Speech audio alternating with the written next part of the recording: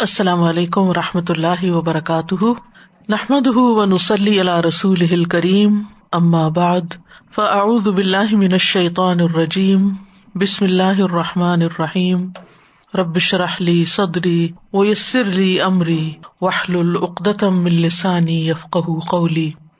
کل ہم نے جنت کے بارے میں پڑھا، جنت کے حسن کے بارے میں، جنت کے مختلف ناموں کے بارے میں، پھر جنت میں داخلے کے بارے میں ہم پڑھ رہے تھے کہ سب سے پہلے نبی صلی اللہ علیہ وسلم کے لیے جنت کا دروازہ کھولا جائے گا، اور آپ کے ساتھ آپ کی امت بھی سب سے پہلے جنت میں داخل ہوگی، اور امت میں سے فقراء اور مہاجرین پہلے جنت میں داخل ہوں گے، اور پھر اسی طرح سب سے آخر میں وہ شخص داخل ہوگا جو دوزخ سے سب سے آخر نکلے گا۔ اس کے بارے میں صحیح مسلم کی ایک روایت میں آتا ہے، رسول اللہ صلی اللہ علیہ وسلم نے فرمایا، جو آدمی سب سے آخر میں جنت میں داخل ہوگا وہ گرتا پڑتا اور گھسٹتا ہوا دوزخ سے اس حال میں نکلے گا کہ دوزخ کی آگ اسے جلا رہی ہوگی۔ پھر جب دوزخ سے نکل جائے گا تو پھر دوزخ کی طرف پلٹ کر پیچھے دیکھے گا اور اس سے مخاطب ہو کر کہے گا کہ بڑی بابرکت ہے وہ ذات جس نے مجھے تجھ سے نجات دی، یعنی میں یہاں سے نکل آیا، اور اللہ تعالیٰ نے مجھے وہ نعمت عطا فرمائی ہے کہ اولین اور آخرین میں سے کسی کو بھی وہ نعمت عطا نہیں کی۔ پھر اس کے لیے ایک درخت بلند کیا جائے گا، وہ آدمی کہے گا، اے میرے رب مجھے اس درخت کے قریب کر دیجئے تاکہ میں اس کے سائے کو حاصل کر سکوں اور اس کے پانی سے پیوں۔ اللہ عز و جل فرمائیں گے، اے ابن آدم اگر میں تجھے یہ دے دوں تو پھر اس کے علاوہ اور تو کچھ نہیں مانگے گا تو؟ وہ عرض کرے گا، نہیں اے میرے رب۔ اللہ سبحانہ تعالیٰ سے اس کے علاوہ اور نہ مانگنے کا معاہدہ فرمائیں گے، وعدہ لیں گے۔ اللہ تعالیٰ اس کا عذر قبول فرمائیں گے کیونکہ وہ ایسی نعمتیں دیکھ چکا ہوگا جس پر اسے صبر نہ ہوگا۔ اللہ تعالیٰ اسے اس درخت کے قریب کر دیں گے، وہ اس کے سائے میں آرام کرے گا، اس کے پانی سے پیے گا۔ پھر اس کے لیے ایک اور درخت ظاہر کیا جائے گا جو پہلے درخت سے کہیں زیادہ خوبصورت ہوگا۔ وہ آدمی عرض کرے گا، اے میرے رب مجھے اس درخت کے قریب فرما دیجیے تاکہ میں اس کا سایہ حاصل کروں اور اس کا پانی پیوں، اور اس کے بعد میں اور کوئی سوال نہیں کروں گا۔ اللہ تعالیٰ فرمائیں گے، اے ابن آدم کیا تو نے مجھ سے وعدہ نہیں کیا تھا کہ تو مجھ سے اور کوئی سوال نہیں کرے گا؟ اور اب اگر تجھے اس درخت کے قریب پہنچا دیا تو پھر تو اور سوال کرے گا؟ اللہ سبحانہ تعالیٰ پھر اس سے وعدہ لیں گے کہ وہ کوئی سوال نہیں کرے گا، تاہم اللہ تعالیٰ اس کا عذر قبول کر لیں گے کیونکہ وہ ایسی نعمتیں دیکھ لے گا جس پر وہ صبر نہ کر سکے گا۔ پھر اللہ تعالیٰ اس کو اس درخت کے قریب کر دیں گے تاکہ وہ اس کے سائے میں آرام کرے اور پانی پیے۔ پھر اسے جنت کے دروازے پر ایک درخت دکھایا جائے گا جو پہلے دونوں درختوں سے زیادہ خوبصورت ہوگا۔ وہ آدمی کہے گا، اے میرے رب مجھے اس درخت کے قریب فرما دیجیے تاکہ میں اس کے سائے میں آرام کر سکوں، اس کا پانی پیوں، اس کے علاوہ اور کوئی سوال نہیں کروں گا۔ پھر اللہ تعالیٰ اس آدمی سے فرمائیں گے، اے ابن آدم کیا تو نے مجھ سے وعدہ نہیں کیا تھا کہ اس کے بعد تو اور کوئی سوال نہیں کرے گا؟ وہ عرض کرے گا، ہاں اے میرے رب اب میں اس کے بعد اس کے علاوہ کوئی اور سوال نہیں کروں گا۔ اللہ تعالیٰ اسے معذور سمجھیں گے کیونکہ وہ ایسی نعمتیں دیکھے گا جس پر وہ صبر نہیں کر سکے گا، تو اللہ تعالیٰ اس کو اس درخت کے بھی قریب کر دیں گے۔ جب وہ اس درخت کے قریب پہنچے گا جو جنت کے دروازے پر ہوگا تو جنت والوں کی آوازیں سنے گا اندر سے، تو عرض کرے گا، میرے رب مجھے اس میں داخل کر دے۔ تو اللہ تعالیٰ فرمائیں گے، اے ابن آدم تیرے سوال کو کون سی چیز روک سکتی ہے؟ کیا تو اس پر راضی ہے کہ تجھے دنیا اور دنیا کے برابر دے دیا جائے؟ وہ کہے گا، اے میرے رب تو مجھ سے مذاق کرتا ہے حالانکہ تو رب العالمین ہے، یعنی کہ ایسا بھی ہو سکتا ہے کہ اتنا کچھ مجھے مل جائے۔ تو بہرحال یہ آخری شخص ہوگا جو جنت میں داخل ہوگا اور اس کو سٹیپ بائی سٹیپ آگے لے جایا جائے گا۔ جنت میں جانے والوں کی تعداد، یعنی کتنے لوگ جنت میں جائیں گے؟ جانے والوں میں سب سے زیادہ امت محمد صلی اللہ علیہ وسلم ہوں گے، یعنی جنت میں ان کی کثرت ہوگی۔ صحیح بخاری کی روایت آتی ہے، ابن عباس سے روایت ہے، وہ کہتے ہیں کہ نبی صلی اللہ علیہ وسلم نے فرمایا، میرے سامنے امتیں پیش کی گئیں، ایک نبی گزرا، اس کے ساتھ اس کی پوری امت تھی، کسی نبی کے ساتھ چند لوگ تھے، کوئی نبی گزرا اس کے ساتھ 10 آدمی تھے، جبکہ ایک نبی کے ساتھ 5 لوگ تھے اور ایک نبی اکیلا گزرا۔ پھر میں نے دیکھا تو لوگوں کی ایک بہت بڑی جماعت نظر آئی۔ میں نے جبریل علیہ السلام سے پوچھا، کیا یہ میری امت ہے؟ انہوں نے کہا، نہیں، بلکہ آپ افق کی طرف دیکھیں۔ میں نے ادھر دیکھا تو ایک بہت بڑی جماعت دکھائی دی۔ جبریل علیہ السلام نے کہا، یہ آپ کی امت ہے۔ ان کے آگے آگے جو 70,000 کی تعداد ہے ان سے نہ حساب لیا جائے گا نہ ہی انہیں عذاب ہوگا۔ میں نے پوچھا ایسا کیوں ہوگا؟ انہوں نے کہا یہ لوگ بدن کو داغتے نہیں، دم جھاڑ نہیں کراتے اور نہ ہی بدشگونی لیتے ہیں، بلکہ اپنے رب پر توکل کرتے ہیں۔ تو عکاشہ بن محصن اٹھے، آپ کی طرف بڑھے اور کہنے لگے آپ دعا فرمائے اللہ مجھے ان لوگوں میں سے کر دے۔ آپ نے دعا کیا اللہ اسے بھی ان لوگوں میں شامل کر دے۔ اس کے بعد ایک اور صحابی کھڑے ہوئے اور عرض کی میرے لیے بھی دعا فرمائے کہ اللہ تعالیٰ مجھے بھی ان لوگوں میں داخل کر دے۔ تو فرمایا عکاشہ تم سے بازی لے گیا۔ تو بہرحال نبی صلی اللہ علیہ وسلم کی امت کی ایک الگ ہی شان ہوگی قیامت کے دن، اور اس میں بھی خاص ان لوگوں کی جو اپنے رب پر بھروسہ کرتے ہیں اور بھی شان ہوگی، یعنی وہ بغیر حساب کے جنت میں داخل ہوں گے، اور ان میں سے ہر ایک کے ساتھ پھر مزید بھی ہوں گے۔ مسند احمد کی روایت میں آتا ہے، ابن مسعود رضی اللہ عنہ سے مروی ہے، ایک مرتبہ رات کے وقت ہم لوگ رسول اللہ صلی اللہ علیہ وسلم کے ہاں دیر تک باتیں کرتے رہے۔ جب صبح کو حاضر ہوئے تو آپ نے فرمایا آج رات میرے سامنے مختلف انبیاء علیہم السلام کو ان کی امتوں کے ساتھ پیش کیا گیا ہے۔ چنانچہ ایک نبی گزرے تو ان کے ساتھ صرف 3 آدمی تھے، ایک نبی گزرے تو ان کے ساتھ ایک چھوٹی سی جماعت تھی، ایک نبی گزرے تو ان کے ساتھ ایک گروہ تھا، کسی نبی کے ساتھ کوئی بھی نہیں تھا، حتیٰ کہ میرے پاس سے موسیٰ علیہ السلام کا گزر ہوا جن کے ساتھ بنی اسرائیل کی بہت بڑی تعداد تھی، جسے دیکھ کر مجھے تعجب ہوا اور میں نے پوچھا یہ کون لوگ ہیں؟ مجھے بتایا گیا کہ یہ آپ کے بھائی موسیٰ ہیں اور ان کے ساتھ بنی اسرائیل کے لوگ ہیں۔ میں نے پوچھا پھر میری امت کہاں ہے؟ مجھ سے کہا گیا کہ اپنی دائیں جانب دیکھیے، تو ایک ٹیلا لوگوں کے چہروں سے بھرا ہوا نظر آیا، یعنی افق کی طرف، جیسے پچھلی حدیث میں آتا ہے نا۔ پھر مجھ سے کہا گیا اپنی بائیں جانب دیکھیے، میں نے بائیں جانب دیکھا تو افق لوگوں کے چہروں سے بھرا ہوا نظر آیا، یعنی اونچی جگہ پر ہوں گے اس لیے وہ ایسے لگ رہے تھے کہ جیسے آسمان پر ہو۔ پھر مجھ سے کہا گیا کیا آپ راضی ہیں؟ میں نے کہا میرے رب میں راضی ہوں، میں خوش ہوں۔ پھر مجھ سے کہا گیا کہ ان لوگوں کے ساتھ 70,000 ایسے بھی ہوں گے جو بغیر حساب کتاب کے جنت میں داخل ہوں گے، اللہ تعالیٰ ہمیں بھی ان میں شامل کر دے۔ آپ صلی اللہ علیہ وسلم نے صحابہ سے فرمایا تم پر میرے ماں باپ قربان ہوں، اگر تم 70,000 افراد والوں میں شامل ہو سکو تو ایسا ہی کرو، اگر اس کی استطاعت نہ ہو تو ٹیلے والوں میں شامل ہو جاؤ، تھوڑے اور اونچی جگہ پر ہوں گے، اور اگر یہ بھی نہ کر سکو تو افق والوں میں شامل ہو جاؤ، کیونکہ میں نے وہاں بہت سے لوگوں کو ملتے ہوئے دیکھا ہے۔ رسول اللہ صلی اللہ علیہ وسلم نے فرمایا، یہ صحیح بخاری کی روایت ہے، اس ذات کی قسم جس کے ہاتھ میں میری جان ہے، مجھے امید ہے کہ تم جنت والوں کا 1/4 ہوگے۔ ہم نے اللہ اکبر کہا تو آپ نے فرمایا مجھے امید ہے کہ تم جنت والوں کا 1/3 ہوگے، 1/3۔ ہم نے اللہ اکبر کہا تو آپ نے فرمایا مجھے امید ہے کہ تم تمام جنت والوں کے آدھے ہوگے۔ پھر ہم نے اللہ اکبر کہا، پھر آپ نے فرمایا کہ محشر میں تم لوگ تمام انسانوں کے مقابلے میں اتنے ہوگے جتنے کسی سفید بیل کے جسم پر ایک سیاہ بال، یا جتنے کسی سیاہ بیل کے جسم پر ایک سفید بال ہوتا ہے، یعنی جتنی پوری ہیومینٹی، انسانیت، لوگوں کی تعداد ہے اس میں بس تھوڑی سی تعداد ہوگی، لیکن جنت میں جو لوگ جائیں گے ان کی اکثریت امت محمد صلی اللہ علیہ وسلم پر مشتمل ہوگی، یعنی آدھی جنت جو ہے وہ امت محمد صلی اللہ علیہ وسلم سے بھری ہوئی ہوگی۔ اب ہو سکتا ہے آپ کے ذہن میں یہ آ رہا ہو کہ آپ نے پہلے 1/4 بتایا، پھر 1/3 بتایا، پھر ½ بتایا، تو ہو سکتا ہے کہ آپ کو پہلے جو علم تھا یا آپ کا اجتہاد تھا وہ یعنی 1/4 کا تھا، تو پھر جبریل نے آپ کو بتایا ہو کہ نہیں ایسا نہیں، تو آپ نے اس کو اور زیادہ کر دیا، پھر مزید فائنلی بتا دیا گیا۔ تو بہرحال یہاں آدھی جنت کے بارے میں آتا ہے۔ مسند احمد کی روایت میں جنت کی 120 صفوں میں سے 80 صفیں امت محمد صلی اللہ علیہ وسلم کی ہوں گی۔ رسول اللہ صلی اللہ علیہ وسلم نے فرمایا قیامت کے دن اہل جنت کی 120 صفیں ہوں گی، یعنی میدان حشر میں، جن میں سے 80 صفیں اس امت کی ہوں گی۔ جنت میں داخل ہونے والوں کی کثیر تعداد مساکین پر مشتمل ہوگی۔ صحیح بخاری کی روایت ہے، اسامہ رضی اللہ عنہ کہتے ہیں کہ نبی صلی اللہ علیہ وسلم نے فرمایا میں جنت کے دروازے پر کھڑا ہوا تو اس میں داخل ہونے والوں کی اکثریت مساکین کی تھی، مالدار حساب کے لیے روک لیے گئے تھے۔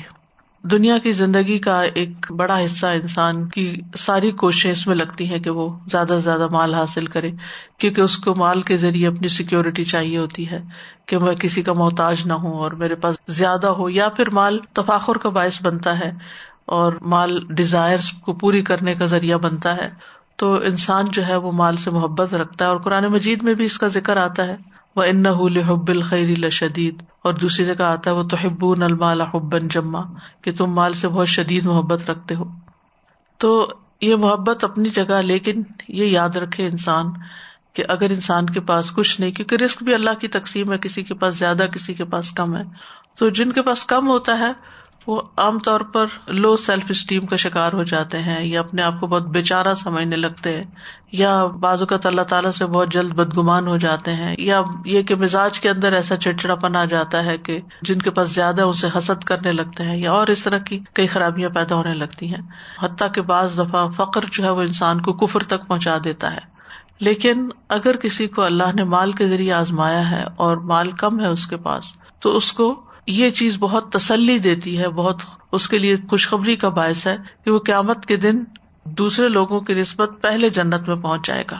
اور وہاں کا تو وقت اور اس کی گھبراہٹ اور خوف اور دھوپ اور پسینہ اور طرح طرح کی آفات اور فکر اور پریشانی، اس میں وقت گزارنا تو دنیا میں مشکل سے مشکل گزارے ہوئے وقت سے بھی کہیں زیادہ مشکل ہے.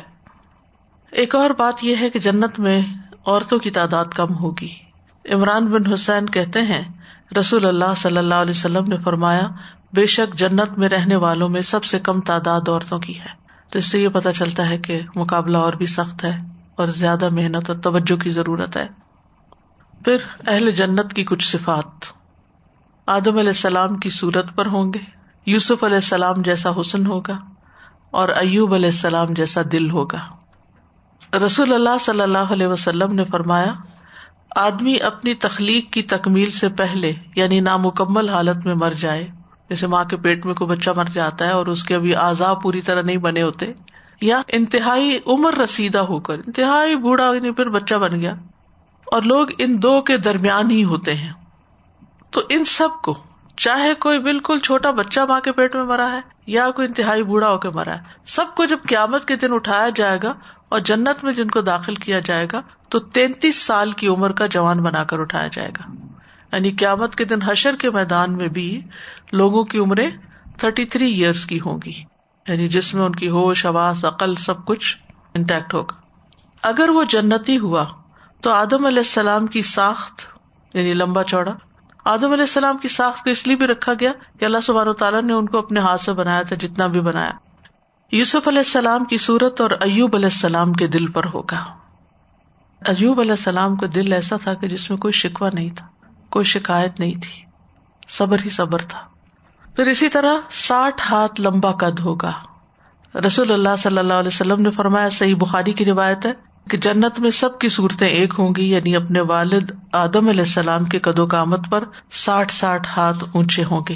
تو پھر اس سے یہ پتہ چلتا ہے کہ اگر 60 ہاتھ اونچے ہیں، کیونکہ اہل جہنم کا بھی ہم نے پڑھا نا کہ ان کا جسم بہت بڑا ہو جائے گا.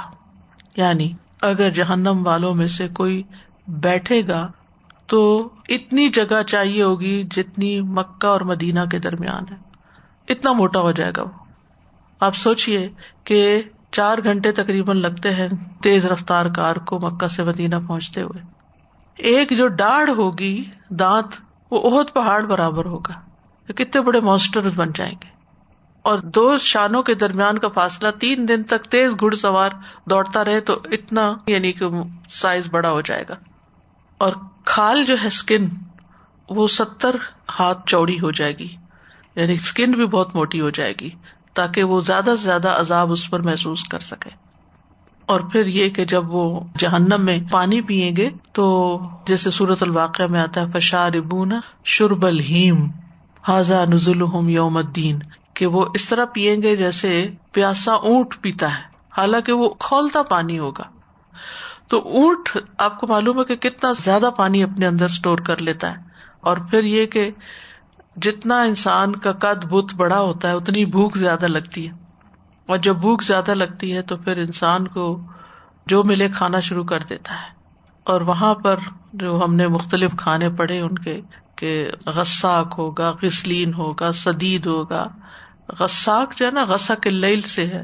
غسق اللیل کیا ہوتا ہے؟ رات کا اندھیرا. یعنی جو کھانے والی چیز ہوگی، جہنمیوں کا جو گند بلا ہوگا، سیکریشنز ہوگی، اس کا رنگ بھی سیاہ ہوگا. یعنی جو کھانے کی چیز ہوگی وہ بھی سیاہ رنگ کی ہوگی. اور غسلین جو ہے وہ جو بھی پسینہ پانی جو نکل رہا ہوگا، اور اسی طرح سدید جو زخموں کے اندر سے اوز کرتا ہے، وہ سب کچھ. بہرحال پھر پیچھے چلے گئے ہم، جہنم والوں کا تذکرہ ہو گیا. اصل میں قرآن مجید کا انداز یہ ہے کہ جنت و جہنم دونوں ساتھ ساتھ آتے ہیں، تو وہ پھر کمپیریزن بہت اچھا ہو جاتا ہے. ہم چونکہ فوکس کر کے ایک چیز کے اوپر کنسنٹریٹ کر رہے تھے، پھر دوسری چیز کو دیکھ رہے ہیں. تو یہ بتانے کا مقصد یہ ہے کہ جہنمی تو بہت ہی موٹے ہو جائیں گے، بہت موٹے، بہت ہیوج، تاکہ زیادہ سزا سے. لیکن جنتیوں کو بھی ایک مناسب بڑا قد بت دیا جائے گا تاکہ وہ بھی زیادہ سے زیادہ نعمتوں کو انجوائے کر سکیں. صحیح بخاری میں آتا ہے کہ سب کی صورتیں ایک ہوں گی، یعنی اپنے والد آدم علیہ السلام کے قد و قامت پر 60 ہاتھ اونچے ہوں گے. پھر بے ریش ہوں گے، یعنی بغیر داڑھی کے ہوں گے.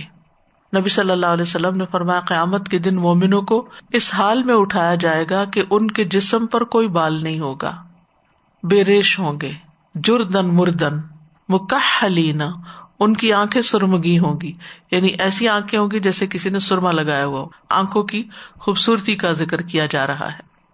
تو آپ دیکھیے کہ جسم کے بال کہیں بھی ہوں تو انسان کے لیے تکلیف کا ہی باعث ہوتے ہیں، سوائے اس کے کہ سر کے بال جو کہ ایک حسن کا ذریعہ ہے، لیکن باقی بال جو ہیں غیر ضروری بالوں کی طرف اشارہ ہے کہ کوئی غیر ضروری بال جسم پر نہیں ہوں گے. پھر اہل جہنم کی تو بہت ہی غلاظت ہوگی، اور وہی غلاظت ان کو پھر کھانے کو بھی دے دی جائے گی، ان کی وامٹنگ، ان کی ہر ایک چیز، ان کا یورین، باقی بھی سب کچھ. لیکن اہل جنت پاک صاف ہوں گے. صحیح بخاری میں آتا ہے جنتی لوگ نہ اس میں تھوکیں گے، تھوک بھی نہیں آئے گی، نہ ناک سے کچھ آلائش نکلے گی، نہ پیشاب کریں گے، نہ پخانہ کریں گے، کچھ بھی، کوئی سیکریشن جسم سے نہیں ہوگی، نہ پسینہ، نہ کوئی ناک سے نکلے گا، نہ کان سے، نہ تھوک، نتھنگ، کلین، نہ بال اور نہ تھوک اور نہ کچھ. تو آپ خود سوچئے کہ کتنے نفیس لوگ ہوں گے. اور جو جسم سے پسینہ بھی نکلے گا تو مسک جیسا خوشبودار ہوگا. ایک جیسے اخلاق ہوں گے، یعنی سب کے اخلاق اچھے ہوں گے.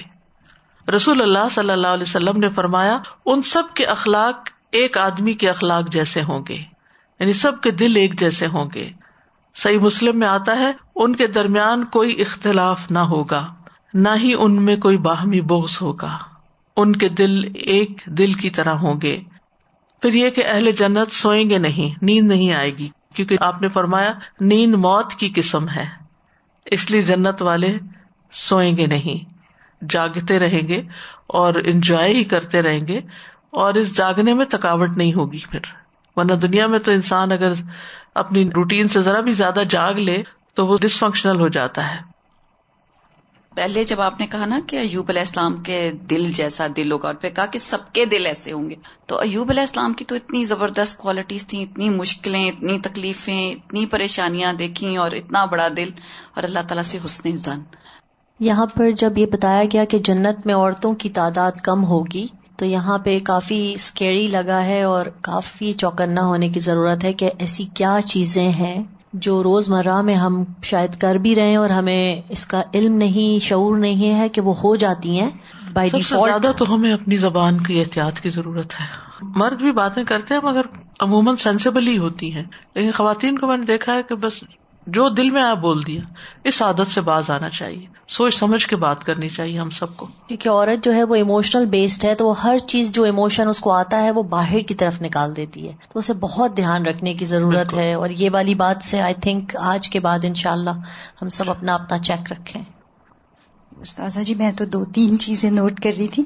ایک تو یہ جیسے آپ نے وہ سب سے پہلے جس شخص کی آپ نے مثال دی نا کہ اللہ سبحانہ تعالیٰ سے پرومس کیا بس اس کے بعد کچھ نہیں مانگوں گا، تو میں سوچ رہی تھی کہ ہم بھی دنیا میں جب کوئی بہت آزمائش، بہت مشکل آتی ہے تو ہماری بھی بالکل یہی کیفیت ہوتی ہے کہ بس اللہ تعالیٰ یہی ایک دعا ہے، یہی ایک دعا ہے، اور پھر اس میں سے نکلتے ہیں اور پھر دوبارہ. یعنی بچپن میں ہماری ڈریمز کچھ ہوتی ہیں، جب وہ پوری ہو جاتی ہیں تو پھر اگلے شوق آ جاتے ہیں، پھر اس کے بعد کچھ اور، پھر ساری زندگی کبھی ختم نہیں ہوتے. ہزاروں خواہشیں ایسی کہ ہر خواہش پہ دم نکلے. اور یہ جو آپ نے فرمایا نا کہ 70,000 لوگ بغیر اس کے ٹیسٹ کے جائیں گے، تو یہ سن کے مجھے اتنا، حشر کا میدان ہے اور سب انتظار میں ہی کھڑے ہیں اور آپ بغیر ٹیسٹ کے جا رہے ہیں، تو کتنا بڑا آنر ہے ہم سب کو. استاذہ جی ایک آخری بات، یہ جو کھانے کی بات ہوئی نا کہ شکل بھی ویسی ہوگی، تو دنیا میں بھی کوئی بے شک کہتا رہے کہ بہت اچھا ٹیسٹ ہے، ٹرائی کرو، لیکن اگر شکل آپ کو نہیں اچھی لگ رہی تو آپ نہیں اس کو ٹچ کرتے. اللہ تعالیٰ محفوظ رکھے، ہم سب کو بچا کے رکھے. استغفر آپ نے بتایا تھا 70,000 بغیر حساب کے جائیں گے، تو باقی جو جنت میں جائیں گے ان کا کیا حساب ہوگا؟ پہلے وہ دوزخ میں جائیں گے یا کیا؟ نہیں، حساب ویسے حساب ہوگا، یعنی کہ اللہ تعالیٰ پوچھے گا عمر کس کام میں گزاری، جوانی کہاں گزاری، یعنی دیکھا جائے گا اعمال نامے کو. پھر اہل جنت کے چہرے روشن اور مسکراتے ہوئے چہرے ہوں گے. سورۃ عبسہ میں فرمایا وجوہ یومئذ مسفرہ ضاحکۃ مستبشرہ. کچھ چہرے اس دن روشن ہوں گے، ہنستے ہوئے، بہت خوش. سفید چہرے ہوں گے. سورۃ آل عمران میں فرمایا وَأَمَّا الَّذِينَ ابْيَضَّتْ وُجُوهُهُمْ فَفِي رَحْمَةِ اللَّهِ هُمْ فِيهَا خَالِدُونَ. اور رہے وہ لوگ جن کے چہرے سفید ہوں گے سو اللہ کی رحمت میں ہوں گے، وہ اس میں ہمیشہ رہنے والے ہیں. تر و تازہ چہرے ہوں گے. سورۃ الغاشیہ میں فرمایا وجوہ یومئذ ناعمہ لسعیها راضیہ فی جنت عالیہ. کئی چہرے اس دن تر و تازہ ہوں گے، اپنی کوشش پہ خوش ہوں گے، بلند جنت میں ہوں گے.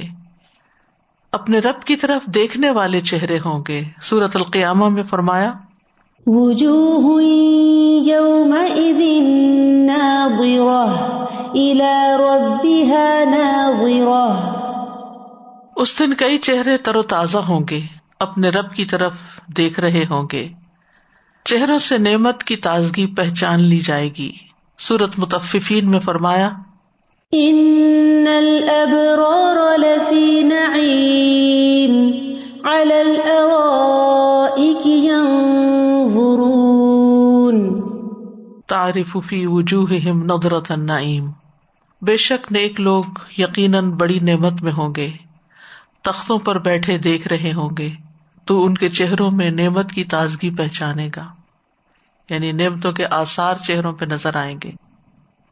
پھر جنت کے کچھ اوصاف اور جنت کی نعمتیں، جن میں سب سے پہلے جنت کے دروازے، کیونکہ دروازے سے انٹری ہوگی. جنت کے 8 دروازے ہیں اور یہ دروازے کھلے ہوئے ہوں گے. سورۃ صاد میں فرمایا جنات عدن مفتحۃ لہم الابواب. ہمیشہ رہنے کے باغات، اس حال میں کہ ان کے لیے دروازے پورے کھلے ہوں گے. اسی لیے جنت کی خوشبو باہر بھی آ رہی ہوگی. وہ آتا نا کہ جنت کی خوشبو دور دور تک پہنچ رہی ہوگی. دروازوں کے 2 کناروں کے درمیان کا فاصلہ کتنا ہوگا؟ صحیح بخاری میں آتا ہے، نبی صلی اللہ علیہ وسلم نے فرمایا اس ذات کی قسم جس کے ہاتھ میں میری جان ہے، بے شک جنت کے دروازے کے 2 کناروں میں اتنا فاصلہ ہے جتنا مکہ اور ہمیر میں ہے، یا جتنا مکہ اور بصرہ میں ہے. یعنی ایک دروازہ اتنا چوڑا ہوگا. جب حرم میں جاتے ہیں نا تو دروازے کھلے ہوتے ہیں نا، تو اس کے اے سی کی ٹھنڈک باہر تک آ رہی ہوتی، مجھے ہمیشہ وہ یاد آتا ہے.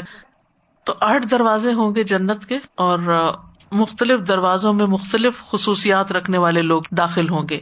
اسی طرح جیسے روزہ دار کے لیے دروازہ ہوگا، نماز، جہاد، صدقہ کا دروازہ. رسول اللہ صلی اللہ علیہ وسلم نے فرمایا، صحیح بخاری کی روایت ہے، جو اللہ کے راستے میں 2 چیزیں خرچ کرے گا، جوڑا، اسے فرشتے جنت کے دروازوں سے بلائیں گے کہ اے اللہ کے بندے، یہ دروازہ اچھا ہے، تم ادھر سے آؤ. وہ بھی ایک شان ہوگی نا داخل ہونے والوں کی. اور فرشتے جو ہیں وہ دروازوں پہ ہوں گے اور وہ اپنا آنر سمجھیں گے کہ یہ میری طرف سے اندر آئے، یعنی جنتیوں کو اتنی عزت بخشی جائے گی. پھر جو شخص نمازی ہوگا، یعنی جس کی نمازیں اچھی ہوں گی، نمازیں زیادہ ہوں گی، اسے نماز کے دروازے سے بلایا جائے گا. جو مجاہد ہوگا اسے جہاد کے دروازے سے بلایا جائے گا. جو روزہ دار ہوگا اسے باب الریان سے بلایا جائے گا. جو صدقہ کرنے والا ہوگا اسے صدقے کے دروازے سے بلایا جائے گا. باب الریان کے بارے میں صحیح بخاری میں آتا ہے، نبی صلی اللہ علیہ وسلم نے فرمایا، جنت کا ایک دروازہ ہے جسے ریان کہتے ہیں، قیامت کے دن اس دروازے سے صرف روزہ دار ہی جنت میں داخل ہوں گے، ان کے سوا اور کوئی اس میں داخل نہیں ہوگا. پکارا جائے گا کہ روزہ دار کہاں ہیں؟ وہ کھڑے ہو جائیں گے، ان کے علاوہ اس سے کوئی اندر جانے نہیں پائے گا. اور جب یہ لوگ اندر چلے جائیں گے تو یہ دروازہ بند کر دیا جائے گا، پھر اس میں سے کوئی بھی اندر نہ جا سکے گا. obviously یعنی کہ فرض سے زیادہ ورنہ تو سب کے ساتھ برابر ہو گیا نا. فرض روزے تو سبھی کے لیے, روزہ خور تو جنت میں نہیں جائیں گے, یعنی بغیر وجہ کے روزہ خور. پھر اسی طرح ایک اور دروازہ ہے جس کے بارے میں آتا ہے, قیس بن سعد بن عبادہ کہتے ہیں ایک مرتبہ ان کے والد نے نبی صلی اللہ علیہ وسلم کی خدمت کے لیے مجھے بھیجا. نبی صلی اللہ علیہ وسلم میرے پاس سے گزرے تو اس وقت میں نماز پڑھ چکا تھا. آپ نے مجھے اپنے پاؤں سے ٹھوکر ماری اور فرمایا, کیا میں تمہیں جنت کے دروازوں میں سے ایک دروازے کا نہ بتاؤں؟ وہ لا حول ولا قوت الا باللہ ہے. یعنی لا حول ولا قوت الا باللہ کی انسان روز کم از کم تسبیح کرے. اب دیکھیں کہ لا حول ولا قوت الا باللہ غم اور فکر اور پریشانی کا بھی علاج ہے. جو چیزیں زندگی میں بڑی بھاری اور مشکل لگتی ہیں نا, تو ان کے لیے انسان پڑھے لا حول ولا قوت الا باللہ, یعنی میرے میں تو قوت نہیں, میں کچھ تبدیل نہیں کر سکتی. حول تبدیلی کو کہتے ہیں, میں کچھ نہیں بدل سکتی, لیکن اللہ سب کچھ بدل سکتا ہے, سارے حالات بدل سکتا ہے. لا حول ولا قوت الا باللہ. اور یہ بھی کہا جاتا ہے کہ گناہوں سے بچنے کی کوئی حول, پھرنے کی کوئی حول مجھ میں نہیں, اور نیک کام کرنے کی کوئی قوت مجھ میں نہیں سوائے اس کے کہ اللہ ہی قوت دے. پھر جنت کے دروازوں سے لے جانے والے اعمال کون کون سے ہیں؟ سب سے پہلے شہادتین کی گواہی. عبادہ رضی اللہ عنہ کہتے ہیں, بخاری کی روایت ہے, وہ نبی صلی اللہ علیہ وسلم سے بیان کرتے ہیں کہ آپ نے فرمایا, جس نے یہ گواہی دی کہ اللہ کے سوا کوئی معبود نہیں, یعنی معبود برحق نہیں, وہ اکیلا ہے, اس کا کوئی شریک نہیں, اور محمد صلی اللہ علیہ وسلم اللہ کے بندے اور اس کے رسول ہیں, اور عیسیٰ علیہ السلام بھی اللہ کے بندے اور اس کے رسول ہیں. نیز وہ اللہ کا ایسا کلمہ ہے, یعنی عیسیٰ علیہ السلام, جسے مریم تک پہنچایا گیا اور اس کی طرف سے روح ہے. جنت بھی حق ہے اور آگ بھی حق ہے, تو اس نے جو بھی عمل کیا ہوگا اللہ تعالیٰ اسے جنت میں داخل کرے گا. ولید کہتے ہیں کہ مجھے ابن جابر نے حدیث بیان کی, وہ عمیر سے روایت کرتے ہیں اور وہ جنادہ سے روایت کرتے ہیں, اور اس روایت میں اضافہ ہے کہ ایسا شخص جنت کے 8 دروازوں میں سے جس سے چاہے گا گزرے گا. تو یہ جو گواہیاں ہیں علم غیب کی جو ہمیں بتائی گئی ہیں, اور ان چیزوں کو اسی طرح ماننا جس طرح قرآن و سنت نے ہمیں بتایا ہے, ان پہ یقین کر لینا کہ یہ ایسے ہی ہے کہ اللہ ایک اکیلا معبود ہے, اور یہ کہ محمد صلی اللہ علیہ وسلم اللہ کے بندے ہیں اور رسول ہیں, اور عیسیٰ علیہ السلام بھی اللہ کے بندے, اور اس عقیدے میں کوئی خلل نہ ڈالا جائے. کیونکہ آپ دیکھیں بہت سے لوگ لا الہ الا اللہ بھی پڑھتے ہیں اور اس کے ساتھ اوروں کو بھی معبود بنائے ہوئے ہوتے ہیں. جنت کے بارے میں کہ یہ خیالی ہے, اور عقائد کے اندر طرح طرح کی خرابیاں پیدا کی ہوئی ہوتی ہیں. تو ان سب چیزوں سے بچنا چاہیے. ان کے معاملے میں یہ غیب علم وحی ہے, اس میں ہم اپنی طرف سے کوئی عقل کو نہیں لا سکتے, یعنی عقل سے ہم اس کو ایکسپلین نہیں کر سکتے, جس طرح ہے ویسے ہی اس کو مان لیا جائے. پھر ہے شرک سے بچنا. عبد الرحمن بن عائز کہتے ہیں, ایک مرتبہ عقبہ بن عامر جوہنی مسجد اقصی نماز پڑھنے کے لیے روانہ ہوئے تو کچھ لوگ ان کے پیچھے ہو لیے. عقبہ نے ان سے ساتھ چلنے کی وجہ پوچھی کہ تم میرے ساتھ کیوں آ رہے ہو؟ انہوں نے بتایا کہ آپ نے چونکہ رسول اللہ صلی اللہ علیہ وسلم کی صحبت پائی ہے, اس لیے ہم آپ کے ساتھ چلنا پسند کرتے ہیں اور آپ کو سلام کرنے کے لیے آئے ہیں. عقبہ نے فرمایا کہ یہاں اترو اور نماز پڑھو.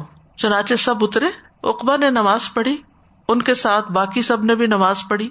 سلام پھیرنے کے بعد انہوں نے فرمایا کہ میں نے رسول اللہ صلی اللہ علیہ وسلم کو یہ فرماتے ہوئے سنا ہے کہ جو بندہ بھی اللہ عز و جل سے اس حال میں ملاقات کرے کہ اس کے ساتھ کسی کو شریک نہ ٹھہراتا ہو اور اپنے ہاتھوں کو کسی کے خون سے رنگین کیے ہوئے نہ ہو, یعنی کوئی قتل نہ کیا ہو, کسی پر ظلم زیادتی نہ کی ہو, وہ جنت کے جس دروازے سے چاہے اس میں داخل ہو جائے. فرائض کی ادائیگی. نبی صلی اللہ علیہ وسلم نے فرمایا, جو شخص اللہ کی عبادت اس طرح کرے کہ اس کے ساتھ کسی کو شریک نہ ٹھہرائے, یعنی کوئی ریاکاری نہ کرے, نہ شرک اصغر نہ شرک اکبر, نماز قائم کرے, زکوٰۃ ادا کرے, بات سنے اور مانے. کیا ہے بات سنے اور مانے؟ پہلے اس پہ یقین کرے پھر اس پر عمل کرے, تو جنت کے دروازوں میں سے جس میں سے چاہے گا اللہ اس کو داخل کرے گا. اور جنت کے 8 دروازے ہیں. وضو کے بعد کی دعا, اس پر بھی جنت کے دروازے کھلتے ہیں. رسول اللہ صلی اللہ علیہ وسلم نے فرمایا, جو شخص وضو کرے اور کامل وضو کرے, اچھی طرح مل مل کے کرے, کوئی جگہ خشک نہ رہ جائے, پورا وضو کرے, ادھورا نہ کرے, ایڑیاں اور کونیاں خشک نہ ہو, پھر کہے اشہد ان لا الہ الا اللہ وان محمدا عبد اللہ ورسولہ, تو اس کے لیے جنت کے 8 دروازے کھل جاتے ہیں, ان میں سے جس دروازے سے چاہے داخل ہو جائے. پھر ہے اللہ کے راستے میں جوڑا دینا, یعنی ایک چیز کی بجائے 2 دینا, پیئر دینا. من انفق زوجین من شیء, کسی بھی چیز کا جس نے ایک جوڑا خرچ کیا، زوجین، تو اسے جنت کے دروازوں سے بلایا جائے گا کہ اے اللہ کے بندے ادھر آ، یہ دروازہ بہتر ہے۔ پھر جہاد فی سبیل اللہ، رسول اللہ صلی اللہ علیہ وسلم نے فرمایا تم پر اللہ تبارک و تعالیٰ کی راہ میں جہاد کرنا لازم ہے، کیونکہ جنت کے دروازوں میں سے ایک دروازہ ہے جس کے ذریعے اللہ غم اور پریشانی سے نجات فرماتا ہے۔ اور جیسا کہ آپ جانتے ہیں جہاد کا مفہوم وسیع ہے، اس سے مراد صرف قتال کرنا نہیں ہے۔ جہاد کا مطلب ہوتا ہے بہت بڑی کوشش کرنا، زیادہ محنت کرنا، جہد سے نکلا یہ، یعنی اللہ کے راستے میں، اللہ کے دین کی خاطر، اللہ کے دین کو پھیلانے کے لیے، چاہے دعویٰ کا کام ہو، چاہے تعلیم کا کام ہو، چاہے دین کی نصرت کا کام ہو۔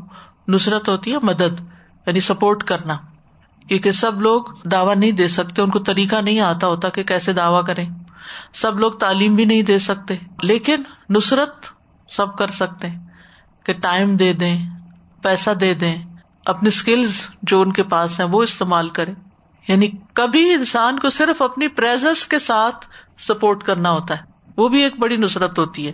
یعنی کچھ لوگ کام کر رہے ہیں تو آپ ان کی ہمت بندائیں، نہ کہ ان کی ہمت توڑیں یا ان کو اللہ کے راستے سے روکیں، کیونکہ جو شخص کسی کو اللہ کے راستے سے روکتا ہے وہ اس کی دنیا آخرت دونوں برباد کرتا ہے، کیونکہ جب انسان اللہ سے دور ہوتا ہے تو اس کی پریشانیاں بڑھتی چلی جاتی ہیں۔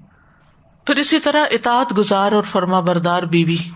عبد الرحمن بن عوف کہتے ہیں رسول اللہ صلی اللہ علیہ وسلم نے فرمایا جو عورت 5 وقت کی نماز پڑھتی ہو، رمضان کے روزے رکھتی ہو، اپنی شرمگاہ کی حفاظت کرتی ہو اور اپنے شوہر کی اطاعت کرتی ہو، یعنی اس کی بات مانتی ہو، اس سے کہا جائے گا کہ جنت کے جس دروازے سے چاہو داخل ہو جاؤ۔ پھر ہے والد کی فرما برداری۔ ابو درداء کہتے ہیں میں نے رسول اللہ صلی اللہ علیہ وسلم سے سنا کہ باپ جنت کا درمیان والا دروازہ ہے، یعنی سینٹرل ڈور ہے۔ اب تمہاری مرضی، اپنے والدین کا خیال رکھو یا چھوڑ دو۔ یاد رکھیے والدین کا حق صرف زندگی میں نہیں ہوتا، مرنے کے بعد بھی ہوتا ہے کہ آپ ان کے لیے کتنی دعا کرتے ہیں اور ان کے لیے کتنا صدقہ خیرات کرتے ہیں اور ان کے رشتے داروں کا کتنا خیال رکھتے ہیں اور حتیٰ کہ ان کے دوستوں کا کتنا خیال رکھتے ہیں، یہ بھی بڑا ضروری ہے۔ آپ کو یاد ہے وہ واقعہ جب ابن عمر کئی سفر پہ جا رہے تھے تو ان کے ساتھ ان کا گدھا بھی تھا اور ان کا امامہ بھی تھا، تو انہوں نے اپنے والد کے ایک بدو دوست کو، وہ بدو ساتھ ہر وقت تھوڑی رہتا تھا حضرت عمر کے، لیکن اس کا کہا کہ یہ میرے والد جس سے محبت کرتے تھے، میل ملاقات کے لیے آتا ہوگا، تو والد اس سے محبت کرتے تھے، انہوں نے اپنا گدھا بھی دے دیا، اپنا امامہ بھی دے دیا کہ یہ والد کے دوست تھے۔ تو آج ہم سب کو بھی سوچنا چاہیے کہ ہم اپنے والدین کے اگر دوست نہیں تو رشتے دار، اگر ان کے بہن بھائی زندہ ہیں یا ان کے بہن بھائیوں کے بچے زندہ ہیں یا کوئی، ان کو کس طرح ہم خیر یا فیض پہنچاتے ہیں، یہ بھی والدین کو ہی خوش کرنے کا سبب بنتا ہے۔ اور ان میں سب سے پہلے تو اپنے بہن بھائی آ جاتے ہیں۔ والدین کو اپنی اولاد کی کتنی فکر ہوتی ہے نا۔ پھر نابالغ بچے کی وفات، یعنی چھوٹا بچہ کسی کا اگر فوت ہو جائے، سنن نسائی کی روایت ہے، معاویہ بن قرہ اپنے والد سے روایت کرتے ہیں کہ ایک آدمی نبی صلی اللہ علیہ وسلم کے پاس آیا، اس کے ساتھ اس کا ایک بیٹا تھا۔ آپ نے اس آدمی سے فرمایا کیا تو اس سے محبت کرتا ہے؟ اس نے کہا اللہ آپ سے ویسی محبت فرمائے جیسے میں اس سے رکھتا ہوں، یعنی بہت زیادہ محبت کرتا ہوں، انتہا درجے کی۔ اب ہوا یہ کہ وہ بچہ فوت ہو گیا۔ آپ نے جب کئی دن اس شخص کو نہیں دیکھا تو اس کے بارے میں پوچھا تو آپ کو بتایا گیا، تو آپ نے اس کو بلایا، وہ آیا تو آپ نے فرمایا کیا تجھے یہ بات اچھی نہیں لگتی کہ قیامت کے دن تم جنت کے جس دروازے پر بھی جاؤ وہاں اسے پاؤ، یعنی وہ تمہیں ویلکم کرنے آئے گا، وہ بھاگتا ہوا تیرے لیے دروازہ کھولے۔ یعنی اگر تو صبر کرے، تمہاری اتنی عزیز چیز کھو گئی اور اس پر اگر تم نے صبر کیا، یعنی غم نہ کرو، اب اس کو آگے جا کے ملو گے۔ تو چھوٹے بچے جو ہیں، حتیٰ کہ وہ بچہ جو ماں کے پیٹ میں ہی فوت ہو گیا، وہ بھی کھینچ کے ماں کو جنت کی طرف لے جائے گا، کیونکہ والدین کو اپنی اولاد سے محبت بہت ہوتی ہے، اور اگر وہ ان کی زندگی میں فوت ہو جائے تو ان کے لیے بہت تکلیف دہ ہوتا ہے۔ یہ غم، یہ صدمہ بھلانا بڑا مشکل ہوتا ہے۔ اولاد کا غم سب سے بڑا غم ہوتا ہے، چاہے زندہ ہو چاہے فوت ہو، لیکن اگر انسان اس پہ صبر کرتا ہے اور اللہ سے راضی رہتا ہے اور اجر کی توقع رکھتا ہے تو اللہ قیامت کے دن اس کو بہترین شکل میں اجر عطا فرمائے گا۔ 3 بچوں کی وفات پر جنت کے 8 دروازوں کے کھلنے کی خوشخبری ہے۔ سنن ابن ماجہ کی روایت ہے، عتبہ بن عبد السلمی سے روایت ہے، وہ کہتے ہیں میں نے رسول اللہ صلی اللہ علیہ وسلم سے سنا، آپ نے فرمایا جس مسلمان کے 3 ایسے بچے فوت ہو جائیں جو گناہ کی عمر کو نہ پہنچے ہوں، معصوم چھوٹے، وہ جنت کے 8 دروازوں پر اس کا استقبال کریں گے، جس دروازے سے چاہے وہ جنت میں داخل ہو جائے، وہ اس کے آگے کھڑے ہوں گے۔ جنت کے دروازے سے فرشتے کی پکار آئے گی۔ ابو ہریرہ کہتے ہیں ایک فرشتہ جنت کے دروازوں میں سے کسی دروازے پر کھڑا ہو کر کہتا ہے کہ کون ہے جو اللہ کو قرض دے، کل اس کو اس کا بدلہ دیا جائے گا۔ ایک دوسرا فرشتہ دوسرے دروازے پہ کھڑا ہو کے کہتا ہے، یا اللہ تیرے راستے میں جو خرچ کرنے والے ہیں ان کو نعم البدل عطا فرما، اور روکنے والے کے مال کو تباہ کر دے، روکنے والے کے مال کو تباہ کر دے، یعنی دینے والے کو اور دے۔ یہ فرشتے دعائیں کرتے ہیں۔ پھر جنت کے دروازے پر کچھ عمل رکاوٹ بھی بنیں گے۔ جندب بن عبداللہ سے روایت ہے، وہ کہتے ہیں کہ رسول اللہ صلی اللہ علیہ وسلم نے فرمایا، اگر کسی میں استطاعت ہو کہ وہ اپنے اور جنت کے مابین مسلمان آدمی کے خون کی ایک لب بھی حائل نہ ہونے دے، جسے وہ مرغی کے ذبح کرنے کی طرح بے قیمت سمجھ کر بہا دے، تو وہ ایسا کر لے، کیونکہ وہ جب بھی جنت کے دروازوں میں سے کسی پہ جائے گا تو اللہ اس خون کو، یعنی وہ جو اس نے بہایا ہوگا، جنت کے راستے میں رکاوٹ بن جائے گا، وہ جنت میں داخل نہیں ہونے دے گا۔ اور یہاں پر یاد رکھیے کہ پورا مار دینا بھی نہیں، جیسے کسی کو زخمی کر دینا، جیسے کسی کو ایسا نقصان دینا کہ جس سے اس کو تکلیف پہنچے، تو یہ بھی انسان کے لیے رکاوٹ کا باعث بن سکتا ہے۔ پھر جنت کے دروازے کھلنے کا وقت ہر پیر اور جمعرات کو۔ صحیح مسلم کی روایت ہے، رسول اللہ صلی اللہ علیہ وسلم نے فرمایا، پیر اور جمعرات کے دن جنت کے دروازے کھول دیے جاتے ہیں، اور ہر اس بندے کی مغفرت کر دی جاتی ہے جو اللہ کے ساتھ کسی کو شریک نہیں بناتا، سوائے اس بندے کے جس کی اپنے بھائی کے ساتھ دشمنی ہو، یعنی جس دل میں دوسروں کے لیے بغض ہے، عداوت ہے، نفرت ہے۔ کہا جاتا ہے ان دونوں کو مہلت دو یہاں تک کہ یہ صلح کر لیں، ان دونوں کو مہلت دو یہاں تک کہ صلح کر لیں، ان دونوں کو مہلت دو یہاں تک کہ صلح کر لیں۔ پھر رمضان کا پورا مہینہ جنت کے دروازے کھلتے ہیں۔ ابو ہریرہ کہتے ہیں رسول اللہ صلی اللہ علیہ وسلم نے فرمایا، جب رمضان آتا ہے تو جنت کے دروازے کھول دیے جاتے ہیں اور آگ کے دروازے بند کر دیے جاتے ہیں اور شیاطین بیڑیوں میں جکڑ دیے جاتے ہیں۔ پھر ہے جنت کے درجات۔ جنت کے درجات، جنت کے مختلف درجے ہیں۔ سورۃ طٰہٰ میں اللہ تعالیٰ فرماتے ہیں، وَمَن يَأْتِهِ مُؤْمِنًا قَدْ عَمِلَ الصَّالِحَاتِ فَأُولَئِكَ لَهُمُ الدَّرَجَاتُ الْعُلَىٰ جَنَّاتُ عَدْنٍ تَجْرِي مِن تَحْتِهَا الْأَنْهَارُ خَالِدِينَ فِيهَا وَذَلِكَ جَزَاءُ مَن تَزَكَّىٰ۔ اور جو اس کے پاس مومن بن کر آئے گا کہ اس نے اچھے اعمال کیے ہوں گے، تو یہی لوگ ہیں جن کے لیے سب سے بلند درجے ہیں، ہمیشگی کے باغات جن کے نیچے سے نہریں بہتی ہیں، ان میں ہمیشہ رہنے والے۔ یہ اس کی جزا ہے جو پاک ہوا، من تزکا، جس نے تزکیہ کیا، یعنی اپنے دل کو صاف کیا۔ لہم الدرجات العلی، بہت اونچے درجے۔ اسی طرح ایمان والوں کے لیے مختلف درجات ہیں۔ سورۃ الانفال میں فرمایا، انما المؤمنون الذين اذا ذكر الله وجلت قلوبهم واذا تليت عليهم آياته زادتهم ایمانا وعلى ربهم يتوكلون الذين يقيمون الصلاة ومما رزقناهم ينفقون أولئك هم المؤمنون حقا لهم درجات عند ربهم ومغفرة ورزق کریم۔ اصل مومن تو وہی ہیں کہ جب اللہ کا ذکر کیا جائے تو ان کے دل ڈر جاتے ہیں، اور جب ان پر اس کی آیات پڑھی جائیں تو انہیں ایمان میں بڑھا دیتی ہیں، اور وہ اپنے رب ہی پر بھروسہ کرتے ہیں۔ وہ لوگ جو نماز قائم کرتے ہیں اور اس میں سے جو ہم نے انہیں دیا خرچ کرتے ہیں، یہی لوگ سچے مومن ہیں۔ انہی کے لیے ان کے رب کے پاس بہت سے درجے اور بڑی بخشش اور باعزت رزق ہے۔ تو اس میں اللہ کے ذکر کی بات بھی آ گئی، قرآن کی تلاوت کی بات بھی آ گئی کہ وہ کس طرح سنتے ہیں، نماز قائم کرتے ہیں، اللہ کے راستے میں مال خرچ کرتے ہیں، ایسے لوگوں کے لیے بلند درجے ہیں اور عزت والا رزق ہے. تو ہر ایک کے درجے ان کے اعمال کی وجہ سے ہیں، جیسا کہ سورۃ الانعام میں آتا ہے وَلِكُلٍّ دَرَجَاتٌ مِّمَّا عَمِلُوا. ہر ایک کے درجے کتنے؟ جتنا اس نے عمل کیا، جتنی نمازیں پڑھی، جتنا صدقہ خیرات کیا، جتنا ذکر اذکار کیے، جتنا آیات پڑھی اور توجہ سے سنی. شیخ الاسلام ابن تیمیہ کہتے ہیں کہ جنت کے مختلف درجات ہیں اور ان میں آپس میں بہت بڑا فرق ہے، یعنی ایک درجے سے دوسرے درجے میں بھی بہت بڑا فرق ہے. اور اللہ کے مومن اور متقی اولیاء ان درجات اور منازل میں اپنے اپنے ایمان اور تقوی کے مطابق ہوں گے. حدیث میں آتا ہے کہ جنت کے 100 درجے ہیں. بخاری کی روایت ہے، رسول اللہ صلی اللہ علیہ وسلم نے فرمایا، بے شک جنت میں 100 درجے ہیں جو اللہ نے اپنے راستے میں جہاد کرنے والوں کے لیے تیار کر رکھے ہیں.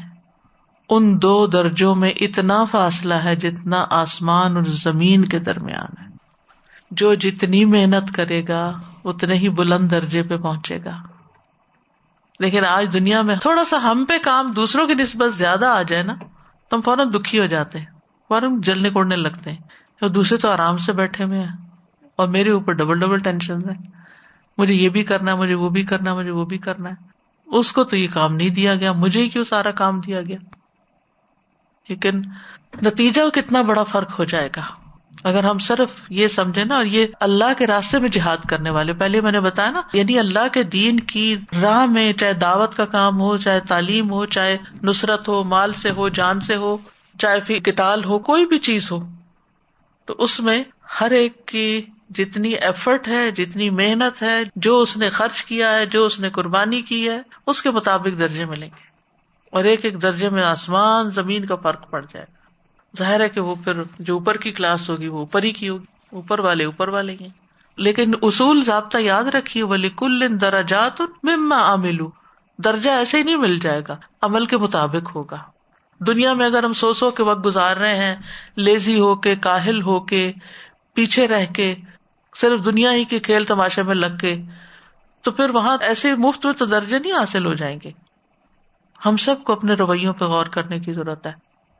جتنی ہماری ڈیوٹی ہے، کام ہے، اس سے زیادہ ہی کرنے کی کوشش کریں، اور بن جتلائے بھی نہیں. کیونکہ بعض اوقات ہم کر بھی لیتے ہیں اور پھر سنا بھی دیتے ہیں کہ آپ کو کیا پتا میرا کتنا وقت اس میں چلا جاتا ہے، اور میرے ساتھ کے لوگ تو کچھ بھی نہیں کر رہے، وہ تو چھٹیاں انجوائے کر رہے ہیں اور کام مجھے کرنا پڑ رہا ہے، سب کے حصے کا کام میرے سر پہ آ گیا ہے. نہیں، کچھ بھی ہو کہیں یہ اللہ نے مجھے چنا ہے، اللہ نے مجھے زیادہ صلاحیت دی ہے نا، مجھے زیادہ وقت دیا ہے، مجھے زیادہ موقع دیا ہے، اللہ نے مجھے اس کام کے لیے چنا ہے، میں کیوں نہ محنت کروں. آپ دیکھیے نبی صلی اللہ علیہ وسلم کا ساتھ دینے والے ایک مہاجرین تھے، پھر دوسرے انصار تھے. ایک جماعت نے اپنے گھر بار چھوڑے اور دوسری جماعت نے اپنے گھر بار آفر کیے. تو ہر ایک کا اپنا ایک رول ہوتا ہے. تو ہمیں دیکھنا چاہیے ہمیں اللہ نے کیا دیا ہے جو دوسروں کو نہیں دیا. میرا امتحان اس میں ہے جو مجھے ملا ہے، اور اسی طرح ہر ایک کا امتحان اس میں ہے جو ہمت، طاقت، صحت، قوت اس کو ملی ہے، اس میں سے اس نے خرچ کرنا ہے. ہر ایک کا مال بھی برابر نہیں، ہر ایک کے وسائل بھی برابر نہیں ہے، ہر ایک کی پہنچ بھی برابر نہیں ہے. تو ایک اخلاص ہو اور دوسرے بے لوث کام ہو، بے لوث، کسی پہ بھی احسان جتائے بغیر. نہ بھی موقع نکل رہا ہو تو موقع نکال لیا جائے کہ میں کچھ کر لوں، یہ اپرچونٹی مجھے مل جائے، بجائے اس کے کہ انسان کہ میں کہیں چھپ جاؤں، کسی اور کے حصے میں پڑ جائے، میں بچ جاؤں کسی طرح. وہ کہتا نا تو بچا کے نہ رکھ اسے کہ تیرا آئینہ ہے وہ آئینہ کہ شکستہ ہو تو عزیز تر ہے نگاہ آئینہ ساز میں. اللہ کی راہ میں ٹوٹیں گے تو زیادہ پیارے ہو جائیں گے، اس کے راستے میں تھکیں گے تو زیادہ اجر پائیں گے. تو ہر درجے کے اوپر ایک اور درجے کا فاصلہ. ابو سعید خدری کہتے ہیں نبی صلی اللہ علیہ وسلم نے فرمایا، جنتی لوگ اپنے سے اوپر بالا خانوں والوں کو اپنے سر اٹھا کر انتہائی شوق سے غور و خوض کرتے ہوئے اس طرح دیکھیں گے جیسے وہ دنیا میں کسی چمکدار، گہرے اور بہت دور کے ستارے کو دیکھتے ہیں، ایسے غور سے اور شوق سے، جو آسمان کے مشرقی یا مغربی کنارے میں ہوتا ہے، کیونکہ دونوں درجوں کا فرق بہت زیادہ ہوگا. تو دنیا میں اگر ہم سے اوپر کسی کو کچھ بھی مل جائے، گاڑی زیادہ اچھی مل جائے، گھر زیادہ اچھا مل جائے، نوکری زیادہ اچھی مل، کچھ بھی، تو ایک رشک آتا ہے کہ دیکھو وہ تو کہاں پہنچ گیا، ہم کہاں کھڑے. تو وہاں پر بھی ایسے ہی ہوگا کہ انسان کہے کہ دیکھو وہ وہاں پہنچ گیا اور میں یہاں ہوں. لوگوں نے عرض کیا یا رسول اللہ صلی اللہ علیہ وسلم یہ تو انبیاء کے محلات ہوں گے جنہیں ان کے سوا اور کوئی نہ پا سکے گا. آپ نے فرمایا نہیں، اس ذات کی قسم جس کے ہاتھ میں میری جان ہے، یہ ان لوگوں کے لیے ہوں گے جو اللہ پر ایمان لائے اور انبیاء کی تصدیق کی. یعنی یہ عوام کے ہیں، انبیاء کا تو خیر مقام ہی کچھ اور ہے. اسی طرح جو اہل قرآن ہیں ان کے درجے صاحب قرآن آتا ہے عربی میں، اور اس سے مراد ہم لوگ حافظ قرآن لیتے ہیں. ابو سعید خدری رضی اللہ عنہ سے روایت ہے، وہ کہتے ہیں کہ رسول اللہ صلی اللہ علیہ وسلم نے فرمایا قرآن والے، صاحب قرآن، حافظ ہو یا قاری ہو، اس سے قیامت کے دن جنت میں داخل ہوتے وقت کہا جائے گا قرآن پڑھتا جا اور جنت کے درجات چڑھتا جا. تو اس لیے دنیا میں ہر روز اپنے وقت کا کچھ نہ کچھ حصہ قرآن کی تلاوت کے لیے، اس کو سمجھنے کے لیے، اس کے اوپر غور و فکر کرنے کے لیے، اس کی کوئی بھی خدمت کرنے کے لیے ضرور نکالنا چاہیے، اور اس میں کوئی کمی نہیں کرنی چاہیے، ٹال مٹول نہیں کرنی چاہیے. وہ پڑھتا جائے گا اور ہر آیت کے ساتھ ایک ایک درجہ بلند ہوتا چلا جائے گا، حتیٰ کہ اسے جو آخری آیت یاد ہے، آخری چیز جو اس کے پاس ہے وہ بھی پڑھ لے گا، نہیں کچھ بھی نہیں چھوڑے گا، کیونکہ ہر آیت کے بدلے ایک درجہ اوپر. سبحان اللہ. پھر سوچئے کہ کہاں پر پہنچیں گے. دنیا میں تو اتنا فرق ہے ہی نہیں کسی کے بیچ میں، ایک ہی شہر میں رہتے ہیں، ایک ہی جیسی فیسلٹیز استعمال کرتے ہیں، سوائے اس کے کہ کسی کا 3 بیڈ روم کا گھر ہے تو کسی کا 5 کا ہے. اس سے زیادہ کیا کر لے، کوئی مینشن بھی کھڑا کر لے، کوئی بہت بڑا محل بھی کھڑا کر لے، تو رہنا تو ایک ہی جگہ ہے نا، ایک ہی بیڈ چاہیے سونے کے لیے. زیادہ بھی چیزیں ہو جائے انسان کے پاس تو انجوائے نہیں کر سکتا ان کو. لیکن وہاں پر نہ نیند ہے، نہ ہی کوئی اور مصروفیت. ایک چیز انجوائے کر لیں گے تو دوسرے تو تیسرے. آگے جنت کے کھانے آ رہے ہیں جو 70 قسموں کے، اور ہر کھانے کا رنگ الگ. جہنم والوں کا کھانا کالے رنگ کا اور جنت والوں کے 70 رنگ کے کھانے. تو انجوائمنٹ تو لمٹ لیس کہ انسان کبھی بور نہیں ہوگا. لیکن جنت کا سودا مہنگا. شروع میں نے حدیث آپ کو سنائی تھی ابتدا میں، الا ان سلعۃ اللہ غالیہ، کہ اللہ کا سودا بڑا مہنگا ہے، سستا نہیں ہے. محنت کرو، کام کرو، اور کام چوری نہیں. جو کر رہے ہیں نا اس پہ نہ راضی ہوا کرے، اور کیا کروں، اور پورے شوق کے ساتھ. ورنہ انسان دنیا کے کاموں میں تو پڑھ کے کبھی یہ کر لیا، کبھی وہ کر لیا، وہ تو بڑھتے ہی جاتے ہیں. لیکن اللہ کے دین کے لیے بھی ضرور وقت نکالنا چاہیے اور لوگوں کو فائدہ پہنچانا چاہیے. وآخر دعوانا ان الحمد للہ رب العالمین. سبحانک اللہم وبحمدک، اشہد ان لا الہ الا انت، استغفرک واتوب الیک. السلام علیکم ورحمۃ اللہ وبرکاتہ.